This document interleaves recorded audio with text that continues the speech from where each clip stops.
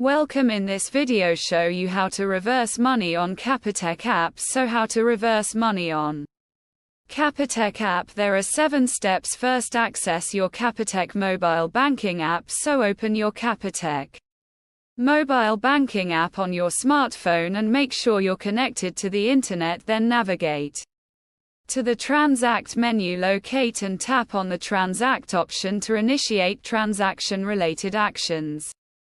3. Choose debit orders from the Transact menu. Navigate further to find and select the debit order section. This is where you'll be able to manage and reverse debit orders if needed. Then you want to sign in, so the app will prompt you to enter your remote PIN. Input this PIN to access the debit order section and proceed with the reversal process. You want to select the debit order, so now you'll be presented with the history menu of your debit orders, and carefully review and select the specific debit order that you wish to reverse. Provide a reason for dispute. So Capitec play some feedback blah blah, basically provide a reason for dispute and then accepted this PIT agreement. So before proceeding, the app will present you with a disputed agreement read through carefully to understand the terms and conditions. If you agree, go ahead, accept the agreement, and